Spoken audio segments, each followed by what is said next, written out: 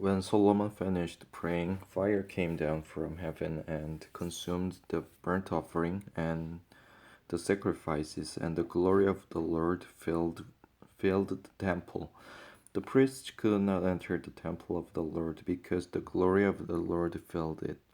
When all the Israelites saw the fire coming down and the glory of the Lord above the temple, they knelt on the pavement with their faces to the ground. And they worshipped and gave thanks to the Lord, saying, He is good, His love endures forever. Then the king and all the people offered the sacrifices before the Lord. And King Solomon offered a sacrifice of 22,000 head of cattle and 120,000 sheep and goats. So the king and all the people dedicated the temple of God. The priests took their positions as did the Levites with the Lord's musical instruments, which King David had made for praising the Lord, and which were used when he gave thanks, saying, His love endures forever. Opposite the Levites, the priests blew their trumpets, and all the Israelites were standing. Solomon consecrated the middle part of the courtyard in front of the temple of the Lord, and there he offered burnt offerings and the fat of the fellowship offerings, because the bronze altar he had made could not hold the burnt offerings, the grain offerings, and the fat portions. So Solomon observed the festival at that time for 7 days, and all Israel with him, a vast assembly, people from Lebo Hamath to the Wadi of Egypt. On the eighth day, they held an assembly, for they had celebrated the dedication of the altar for 7 days, and the festival for 7 days more. On the 23rd day of seventh month, he sent the people to their homes, joyful and glad in heart for the good things the Lord had done for David and Solomon and for his people Israel.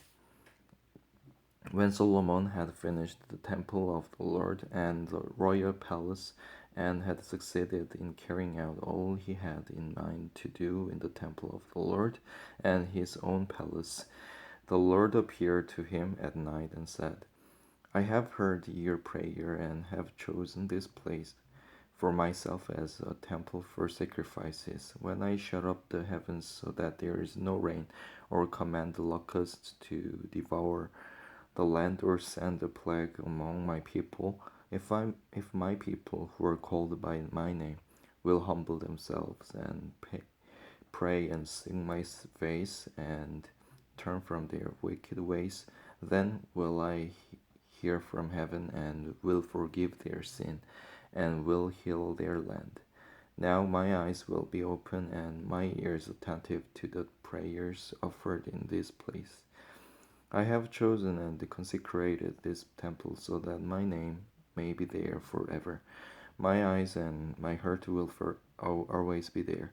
As for you, if you walk before as David your father did, and do all I command, and observe my decrees and laws, I will establish your royal throne as I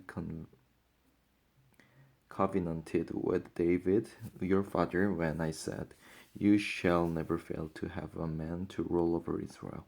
But if you turn away and forsake the decrees and commands I have given you, and go off to serve other gods and worship them, then I will uproot Israel from my land, which I have given them, and will reject this temple I have consecrated for my name. I will make it a byword and an object of ridicule among all peoples. And though this temple is now so imposing, all who pass by will be appalled, appalled, appalled, appalled, and say, Why has the Lord done such a thing to this land and to this temple? People will answer, because they have forsaken the Lord, the God of their fathers, who brought them out of Egypt, and have embraced other gods, worshipping and serving them. That is why he brought all this disaster on them. At the end of 20 years, during which Solomon built the temple of the Lord and his own palace, Solomon rebuilt the villages that Hiram had given him, and settled the Israelites in them. Solomon then went to Hamath Zobah and captured it. He also built up Tadmor in the desert and all the store cities he had built in Hamath. He rebuilt Upper Beth Horon and Lower Beth Horon as fortified cities with walls and with gates and bars, as well as Baalath and all his store cities and all the cities for his chariots and for his horses. Whatever he desired to build is Jerusalem. He desired to build in Jerusalem, in Lebanon, and throughout all the territory he ruled. All the people left from the Hittites, Amorites, Perizzites, Hivites, and Jebusites. These peoples were not Israelites. That is, their descendants remaining in the land, whom the Israelites had not destroyed. These Solomon conscripted for his slave labor force, as it is to this day. But Solomon did not make slaves of the Israelites for his work. They were his fighting men, commanders of his captains, and commanders of his chariots and charioteers. They were also King Solomon's chief officers, 250 officers supervising the men. Solomon brought Pharaoh's daughter up from the city of David to the palace he had built for her, for he said, "My wife must not live in the palace of David, the king of Israel, because the places the ark of the Lord has entered all holy. On the altar of the Lord that he had built in front of the portico, Solomon sacrificed burnt offerings to the Lord, according to the daily requirements for offerings commanded by Moses for Sabbaths, new moons, and the three annual feasts, the feast of unleavened bread, the feast of weeks, and the feast of tabernacles. In keeping with the ordinance of his father David, he appointed the divisions of the priests for their duties, and the Levites to lead the praise and to assist the priests according to each day's requirement. He also appointed the gatekeepers by divisions for the various gates, because this was what David, the man of God, had ordered. They did not deviate,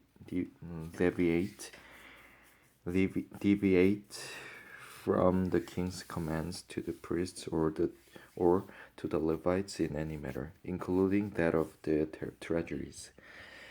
All Solomon's work was carried out from the day the foundation of the temple of the Lord was laid until its completion. So the temple of the Lord was finished.